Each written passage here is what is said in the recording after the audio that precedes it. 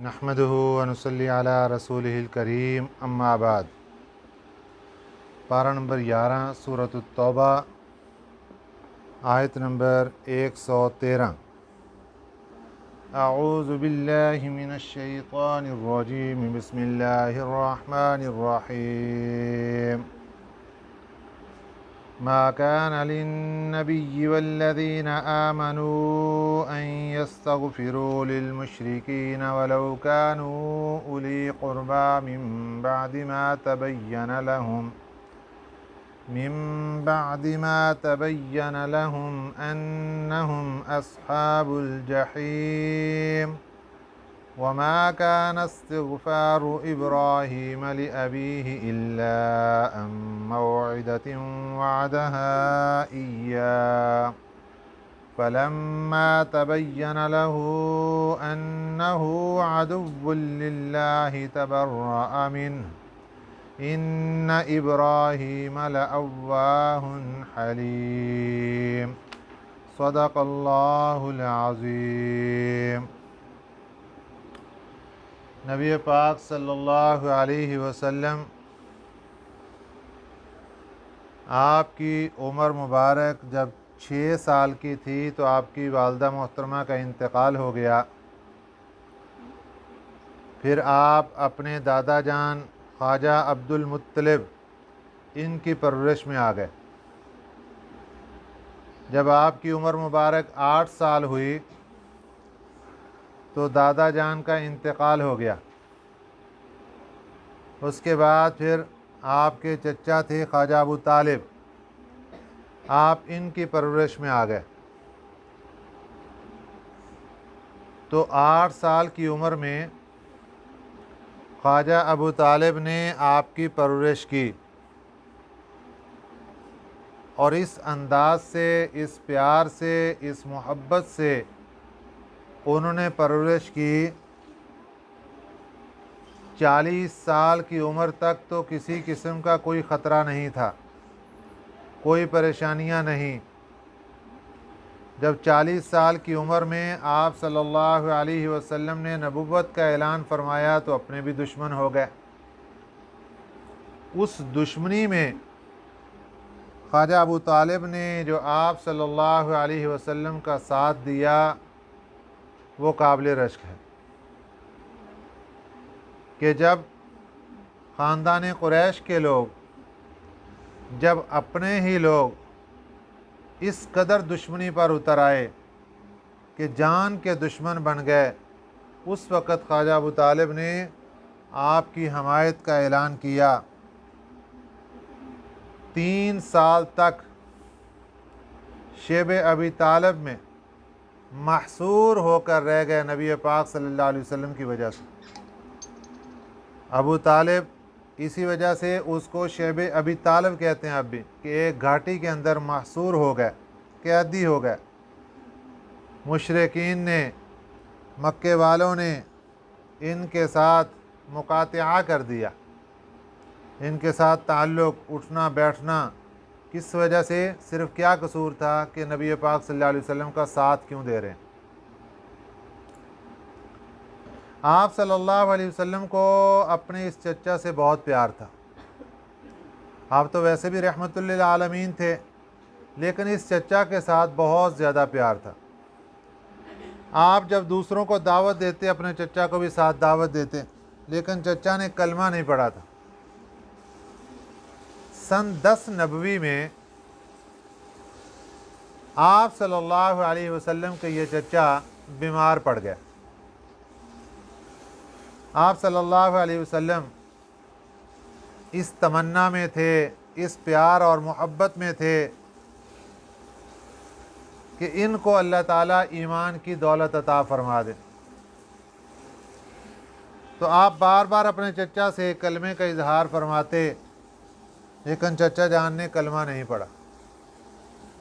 آخر وہ دن آ گیا جب ان کا آخری دن تھا۔ اس وقت قریش میں سے ابو جہل اور عبداللہ بن امیہ یہ لوگ وہاں پر موجود تھے۔ इन्होंने आप सल्लल्लाहु अलैहि वसल्लम की तबलीग के ऊपर बहुत रुकावट डाल रखी थी। आप सल्लल्लाहु अलैहि वसल्लम ने महसूस किया कि मेरे चचा का आखिरी वक़्त है। अर्ज़ किया, चचा जान मेरे कान के अंदर ही कलमा पढ़ दो, मैं क़यामत के दिन गवाही दे दूँगा, मैं आपकी सिफारिश कर लूँगा, आपको जन्नत में लेकर जाने वाला बन जाऊँगा। अबू जहल कहने लगा, हैं आखिरी वक़्त में अपने बाप का दीन छोड़कर चले जाओगे? तो ये आखिरी वक़्त में कहने लगे कि मैं अपने बाप अब्दुल मुत्तलिब के दीन को नहीं छोड़ रहा, मैं उसी पर ही रहूँगा। तो इसी पर ही इनका इंतकाल हो गया। इन्ना लिल्लाहि व इन्ना इलैहि राजिऊन। आप सल्लल्लाहु अलैहि वसल्लम को इस पर बहुत अफसोस हुआ। आपने फरमाया कि मैं इनके लिए इस्तिग़फ़ार करूँगा। अल्लाह ताला ने कुरान पाक की ये आयत मुबारक नाज़िल फरमा दी, मा कान लिन्नबी, नहीं लायक है किसी नबी के, वल्लज़ीना आमनू और ईमान वालों के, अन यस्तग़फ़िरू लिलमुशरिकीन, ये कि वो बख्शिश मांगें मुशरिकीन के लिए, वलौ कानू उली क़ुरबा, अगरचे वो करीबी रिश्तेदारी क्यों ना हो। मुशरिकीन के लिए मर जाने के बाद बख्शिश की दुआ मांगने की इजाज़त नहीं है। वलौ कानू उली क़ुरबा, अगरचे वो करीबी रिश्तेदार ही क्यों ना हो।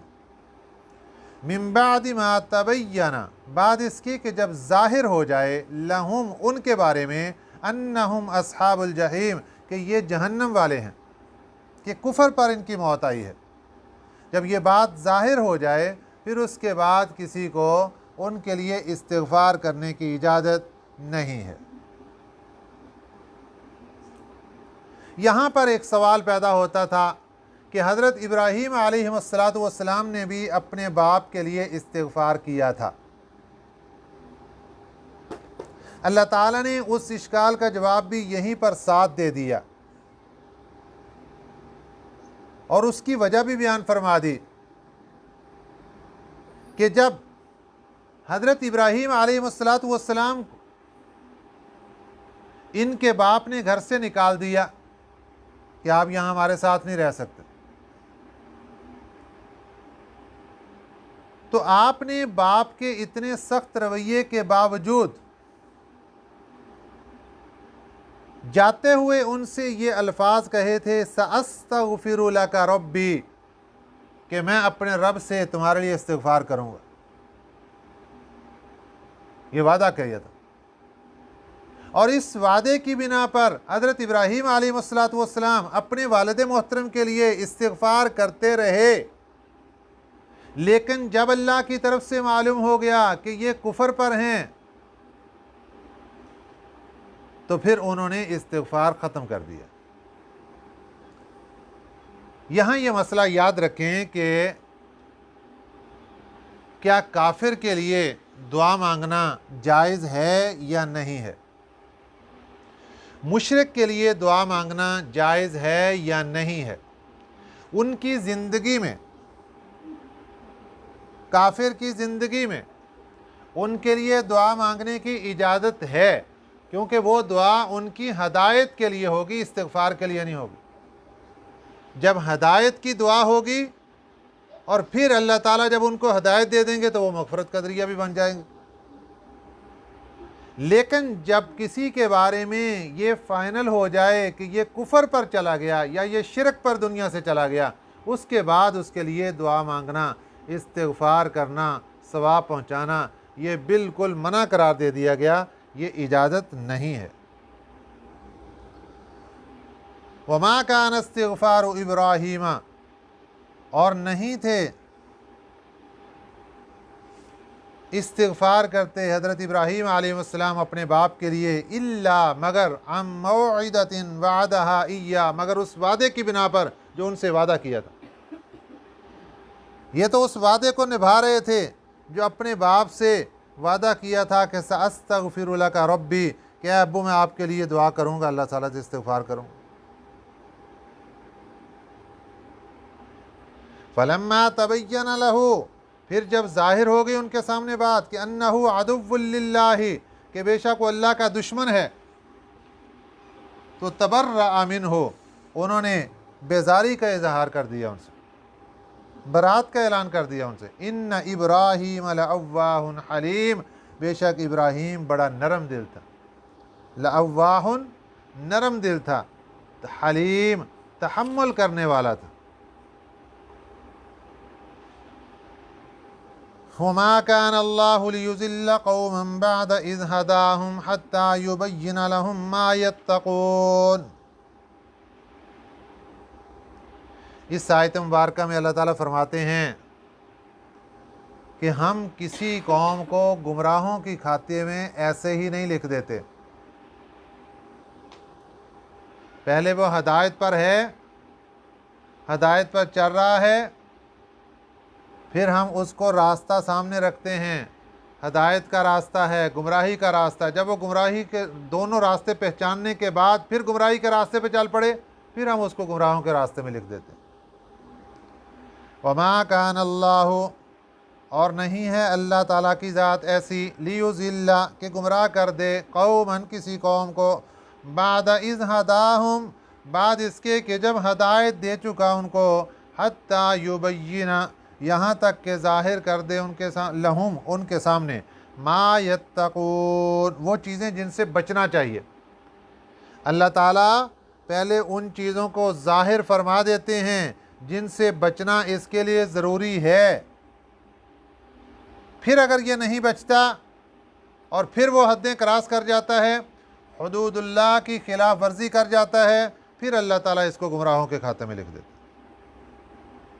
ان اللہ بکل شیء علیم، بے شک اللہ تعالیٰ ہر چیز کو جاننے والا ہے۔ ان اللہ لہ ملک السماوات، بے شک اللہ لہو، اسی کے پاس، ملک السماوات، آسمانوں کی سلطنت ہے، والارض، اور زمین کی سلطنت، زمین کی سلطنت، حکومت، بادشاہت، آسمانوں کی بادشاہت یہ اللہ کی ذات کے پاس ہے۔ یحیی، وہی اللہ زندہ کرتا ہے، ویمیت، وہی اللہ مارتا ہے، وما لکم من دون اللہ من ولی ولا نصیر، اس لیے جب اس اللہ کے پاس بادشاہت آسمانوں کی، جب اس اللہ کے پاس بادشاہت زمین کی، جب اس اللہ کے پاس اختیار زندگی کا، جب اس اللہ کے پاس اختیار مارنے کا، وما لکم من دون اللہ، تو نہیں ہے تمہارے لیے اللہ کے سوا، من ولی، نہ کوئی حمایتی، ولا نصیر، نہ کوئی مددگار۔ اللہ نے بتا دیا بادشاہت ہماری ہے، زندگی موت کا اختیار ہمارے پاس ہے، اگر کسی کو کسی کی حمایت چاہیے وہ ہمارے پاس ہے، کسی کو مدد چاہیے وہ ہمارے پاس ہے، کسی کو مشکل کشائی چاہیے وہ ہمارے پاس ہے، اس کو ہمارے دروازے پر آنا ہوگا۔ اگر وہ ہمارا دروازہ چھوڑ کر کسی غیر کے دروازے پر جائے گا اس کو کچھ نہیں ملے گا، کیونکہ سارے اختیارات کا مالک اللہ کی ذات ہے، وہیں سے ہی سب کچھ چھٹکارا ہوگا، اس کے علاوہ اور کسی کے پاس کچھ نہیں ہے۔ اگلی آیت مبارکہ میں دوبارہ غزوہ تبوک کے سفر کا تذکرہ شروع ہو رہا ہے۔ غزوہ تبوک میں منافقین کا تذکرہ مختلف انداز سے اللہ تعالیٰ نے بار بار پیچھے فرما دیا، ایمان والوں کا تذکرہ بھی ہوا۔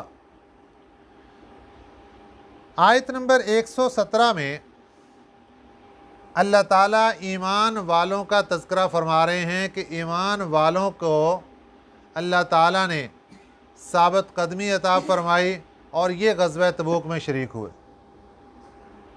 غزوہ تبوک کا پس منظر آپ پہلے بڑی تفصیل کے ساتھ سماعت فرما چکے ہیں کہ وہ وقت سخت گرمی کا تھا اور قحط سالی کا تھا، کھانے پینے کی شدید قلت تھی،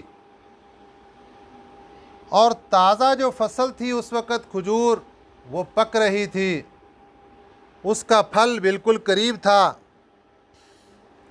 ان حالات میں غزوہ تبوک کا وقت آ گیا۔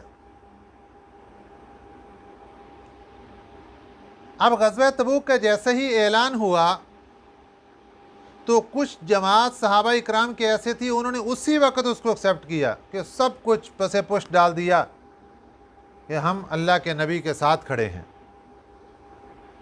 दूसरी जमात इब्तदाई तौर पर उनको तज़ब्ज़ुब हुआ कि हमारे पास तो खाने पीने की भी किल्लत है, असलहा की भी किल्लत है, सवारियां भी पूरी नहीं, सख्त गर्मी का मौसम है और आगे इतनी बड़ी फ़ौज के साथ हमारी लड़ाई। लेकिन अल्लाह ने उनके दिलों को साफ़ कर दिया। जो थोड़ी बहुत चीज़ उनके दिल में आ रही थी, ख्यालात आ रहे थे, अल्लाह ने वो ख़त्म कर दिए, वो भी तैयार हो गए। दो जमातें हो गई। और तीसरी जमात वो थी ईमान वालों की जो कि तैयार नहीं हो रही थी, उनके अंदर सुस्ती की वजह से वो पीछे रह गए। वो 10 अफराद थे ग़ज़वा तबूक में, सिर्फ़ इसलिए कि आज निकलते हैं, कल निकलते हैं, कोई उज़र भी नहीं, और वो ग़ज़वा तबूक से पीछे रह गए। यहाँ तक कि नबी पाक सल्लल्लाहु अलैहि वसल्लम की आमद की इत्तला मिल गई कि आप मदीना पहुँच रहे हैं। बहुत परेशान हुए ये 10 अफराद।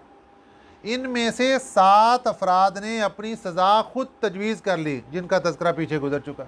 उन्होंने अपने आप को मस्जिद नबवी के सतूनों के साथ बांध दिया कि जब तक हमारी तौबा कबूल नहीं होगी, अल्लाह के नबी सल्लल्लाहु अलैहि वसल्लम हमें ख़ुद आकर नहीं खोलेंगे, हम यहाँ से नहीं खोलेंगे।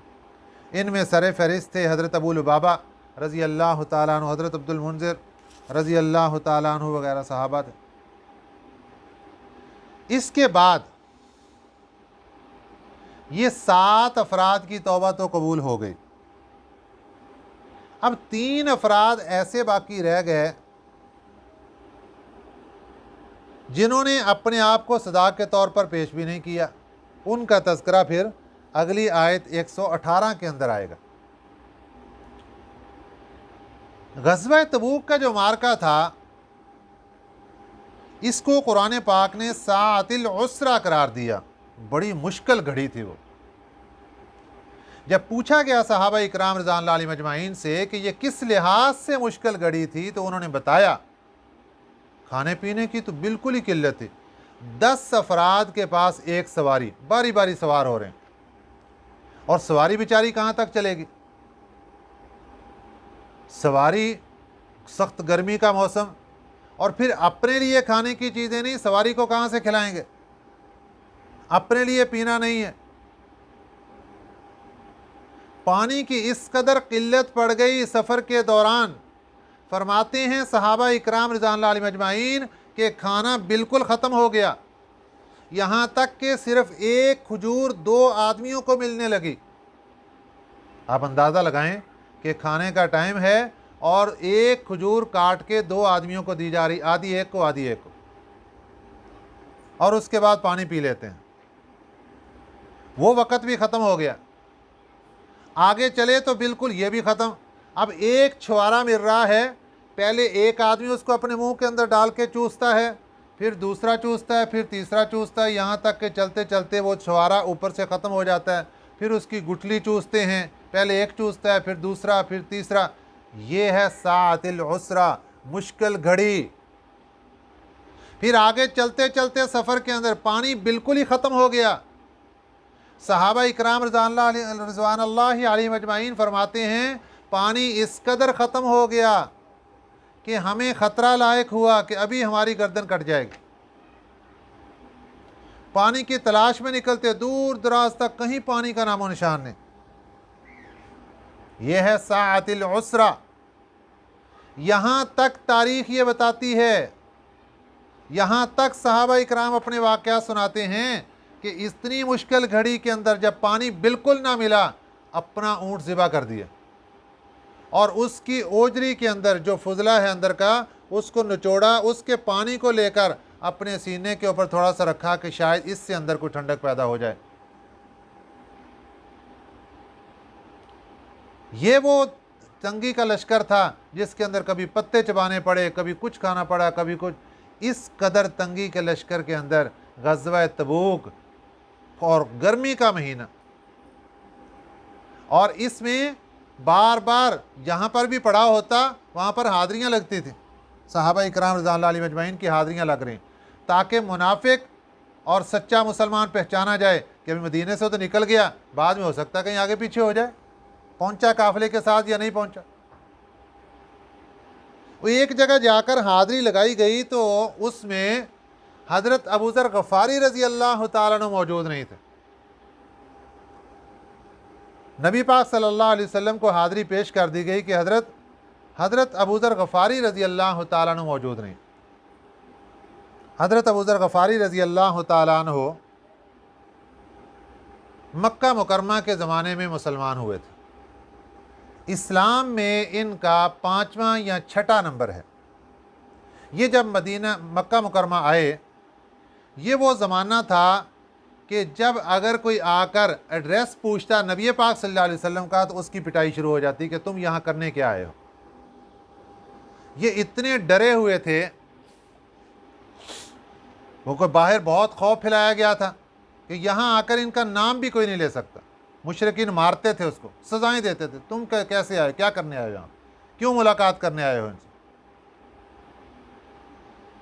تو ایک دن حضرت ابوذر غفاری رضی اللہ تعالیٰ عنہ فرماتے ہیں کہ میں چلا گیا مکہ مکرمہ میں، ایک آدمی کھانا کھلا رہا تھا غریبوں کو، وہ تھے حضرت ابوبکر صدیق رضی اللہ تعالیٰ عنہ۔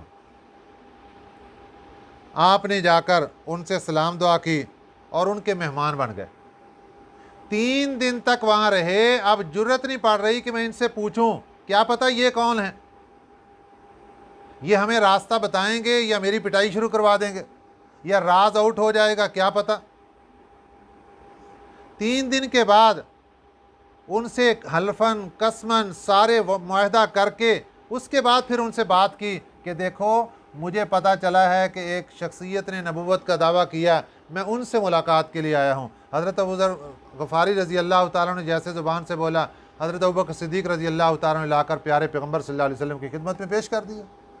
آپ صلی اللہ علیہ وسلم نے ابھی کلمہ طیبہ شروع کیا، حضرت ابوذر غفاری رضی اللہ تعالیٰ نے مکمل کر دیا۔ آپ صلی اللہ علیہ وسلم بہت خوش ہوئے، اس لحاظ سے 5ویں 6ٹھے نمبر پر حضرت ابوذر غفاری رضی اللہ تعالیٰ عنہ اسلام میں داخل ہو گئے، اور پھر یہ واپس چلے گئے اور اپنے قبیلے کو جا کر دعوت دی، اور ان کا قبیلہ بھی پھر اسلام کے اندر آ گیا۔ ان کے قبیلے کا نام غفار تھا، اس وجہ سے ان کو ابوذر غفاری کہتے ہیں۔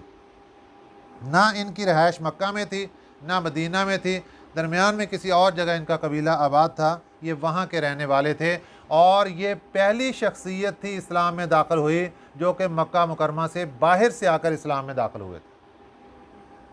اب غزوہ تبوک کے موقع پر غیر حاضری لگا دی گئی کہ حضرت ابوذر غفاری رضی اللہ تعالیٰ عنہ موجود نہیں۔ تھوڑی دیر کے بعد دیکھا قافلے والوں نے کہ ایک آدمی نے اپنے کندھے پر سامان اٹھایا ہوا ہے اور وہ قافلے کی طرف آ رہا ہے۔ جا کر دیکھا تو حضرت ابوذر غفاری رضی اللہ تعالیٰ عنہ، بھئی آپ کی سواری کدھر ہے؟ تو آپ صلی اللہ علیہ وسلم کے سامنے پیشی ہوئی۔ آپ نے پوچھا بھئی ابوذر سواری کدھر گئی؟ تمہارے پاس تو سواری اونٹ تھی۔ حضور سواری تھک گئی، میں نے سواری کو بہت چلانے کی کوشش کی لیکن سواری نے جواب دے دیا، میں نے سواری کو وہیں راستے میں چھوڑ دیا اور سامان اپنے کندھوں میں رکھ کے میں آپ کے ساتھ قافلے میں شامل ہو گیا۔ میرے آقا صلی اللہ علیہ وسلم نے اس وقت ایک پیشین گوئی فرمایا کہ ابوذر آج بھی اکیلا پہنچا، ابوذر آخری وقت میں اکیلا رہے گا اور اکیلے ان کی وفات ہوگی اور ان کا جنازہ تنہائی کے اندر ہوگا۔ پھر وہ وقت آیا کہ حضرت ابوذر غفاری رضی اللہ تعالیٰ عنہ تقریباً 33 ہجری کے اندر ان کا انتقال ہوا۔ ربضہ ایک مقام تھا، ملک شام عراق سے سفر کرتے ہوئے مکہ مدینہ کی طرف راستے کے اندر ربضہ، وہاں پر انہوں نے جا کر جنگل کے اندر اپنی رہائش اختیار کر لی، بیوی ساتھ ہے اور ایک غلام خاتم ساتھ ہے، بس آخری وقت آ گیا۔ حضرت ابوذر غفاری رضی اللہ تعالیٰ عنہ وصیت کر رہے ہیں کہ دیکھو جب میرا آخری وقت آ جائے، وفات ہو جائے، مجھے غسل دینا، کفن پہنانا اور پہنا کر یہ ساتھ بڑا راستہ چل رہا ہے جہاں سے مسافر مکہ اور مدینہ کو جا رہے ہیں، اس راستے پر لے جا کر میری میت کو رکھ دینا، اور جو وہاں سے مسلمان گزر رہے ہوں ان کو بتانا کہ ابو ذر غفاری صحابی رسول صلی اللہ علیہ وسلم کا انتقال ہو گیا ہے، لہٰذا تم ہمارے ساتھ جنازے میں اور دفن کے اندر شریک ہو جاؤ۔ اور جنازہ یہ جب تیاری کر لی گئی اور ان کی میت کو وہاں رکھ دیا گیا تو اتفاق سے قافلہ آ رہا ہے حرمین شریفین کی طرف جانے والا، اور اس کے اندر ہیں حضرت عبداللہ ابن مسعود رضی اللہ تعالیٰ عنہ جو عراق سے چلتے ہوئے حرمین شریفین تشریف لا رہے ہیں۔ جب قافلے کو دیکھا اور قافلہ قریب آیا اور انہوں نے آ کر دیکھا کہ یہاں میت رکھی گئی ہے جنازے کے لیے، تو خادم جلدی سے حاضر ہوا اور اس نے جا کر عرض کیا کہ یہ صحابی رسول حضرت ابو ذر غفاری رضی اللہ تعالیٰ عنہ کا انتقال ہو گیا ہے، آپ ہمارے ساتھ تدفین کے اندر شریک ہو جائیں، جنازہ پڑھا دیں ان کا۔ حضرت عبداللہ بن مسعود رضی اللہ تعالیٰ عنہ کی آنکھوں کے اندر آنسو آ گئے اور انہوں نے اسی وقت یہ والا واقعہ بیان کیا جو غزوہ تبوک کے موقع پر میرے آقا صلی اللہ علیہ وسلم نے سن 9 ہجری میں ارشاد فرمایا تھا۔ میرے آقا نے فرمایا تھا ابو ذر آج بھی اکیلا پہنچا، ابو ذر اکیلا رہے گا، ابو ذر کے اکیلے کی وفات ہوگی اور تنہائی کے اندر ان کا جنازہ ہو۔ وہاں پر ان کا جنازہ پڑھا دیا گیا اور وہیں پر اس شہزادے کو دفن کر دیا گیا۔ لقد تاب اللہ علی النبی، البتہ تحقیق مہربان ہو گئے اللہ تعالیٰ علی النبی، نبی پاک صلی اللہ علیہ وسلم پر، والمہاجرین اور مہاجرین پر، والانصار اور انصار پر، الذین اتبعوہ ان لوگوں میں سے، اتبعوہ جنہوں نے اتباع کی ان کی، فی ساعۃ العسرۃ اس مشکل گھڑی میں نبی کی اتباع کی۔ نبی نے جیسے اعلان فرمایا مشکل گھڑی میں وہ ساتھ کھڑے ہو گئے، یہ پہلی جماعت۔ من بعد ما کاد یزیغ قلوب فریق منہم، بعد اس کے یہ دوسری جماعت جن کے دلوں میں وقتی طور پر کچھ خیالات آئے، پریشانی آئی، بعد اس کے کہ قریب تھا، کادا قریب تھا، یزیغو کہ پھر جائیں، قلوب دل، فریق منہم ایک جماعت کے ان میں سے، لیکن اللہ تعالیٰ نے ان کو بھی حوصلہ دیا اور ان کے دل بھی قابو رکھے۔ ثم تاب علیہم یہ تیسری جماعت جو کہ پیچھے رہ گئی تھی، اللہ تعالیٰ نے ان کی توبہ کا اعلان فرما دیا کہ پھر مہربان ہو گئے اللہ تعالیٰ ان پر۔ انہ بہم رؤوف الرحیم، بے شک وہ اللہ تعالیٰ ان پر بہت مہربان بہت رحم کرنے والا ہے۔ یہ ہے صحابہ اکرام رضوان اللہ علیہم اجمعین کی شان۔ اللہ تعالیٰ ہمیں ان کی قدر منزلت اور عظمت کو پہچاننے کی توفیق عطا فرمائے، آمین۔ وما علینا الا البلاغ المبین۔